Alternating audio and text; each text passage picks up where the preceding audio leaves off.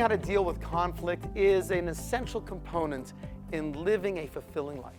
This week's story picks up with Yakov Avinu, our forefather, who's coming back to the land of Israel, this time with his wives and his children, herds and flocks, a tremendous amount of wealth, and he gets wind that he will be greeted by the wicked Esav, his brother, and Esav has with him an army of 400 men ready to kill every last man, woman, and child in Yaakov's camp.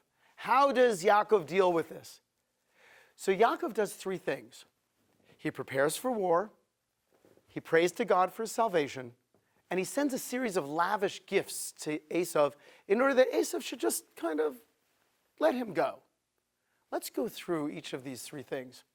The first one is that Yaakov prepares for war. Now, that might be a little strange because we'd say, hey, wait a second, you're a religious guy, just pray and God will take care of things.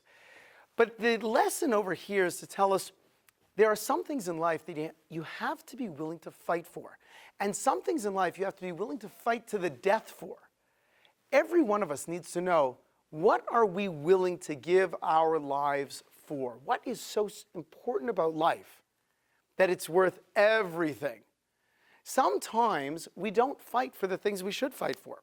Sometimes we spend a lot of time fighting, striving to accomplish things that are in essence meaningless. But it might be your marriage, your business.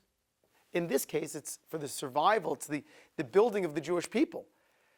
Yaakov is frightened and distressed. He's frightened that he might die over this. He's distressed that he might wreak havoc and kill many other people in the process of ensuring his own survival. But nonetheless, the first step in dealing with conflict is identify, is it worth fighting for? And if it is worth fighting for, only one piece of advice: don't lose. Number two is Yaakov prays to God for his salvation. Now, Yaakov understands that he could prepare for war in a perfect way, but without God's help, he will not accomplish anything. Praying is the message that I understand God runs the world. And Yaakov understands that in a very deep way. As a matter of fact, when you look at his particular prayer, he says, God of my father Abraham, God of my father Isaac, Hashem who said to me, return to your land and your relatives, and I will do good with you.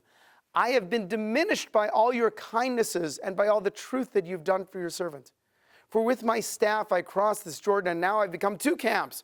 Rescue me, please, from the hand of my brother, from the hand of Esav. For I fear him, lest he come and strike me down, mother and children. Number three, by sending lavish gifts to Esav, Yaakov is in recognition that he doesn't want to go to war. If you have to go to war, go to war. But if there's a peaceful solution, the Almighty wants us to find the peaceful solution. What's interesting here is you'd never find Yaakov complaining about the fact that he's got to give up the lion's share of his wealth for the peace. It's not the situation of the old joke where the robber comes up to the man, puts his gun in his back and says, your money or your life, and the guy says, I'm thinking. No, Yaakov understands the reason he received the money was for a higher purpose.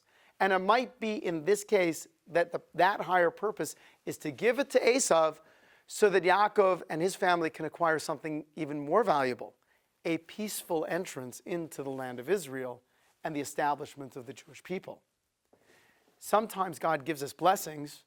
If we have to give up those blessings for a greater cause, that is no reason to be depressed or agitated. Every one of you will deal with conflict in your life. What we have to do is remember how Yaakov dealt with it. Understand, first and foremost, there are things worth fighting for. Next of all, ask for divine assistance.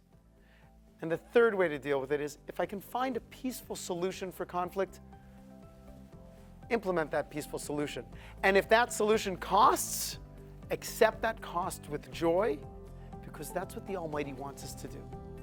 I'm Rabbi Wyne, the Young Israel Aish of Las Vegas.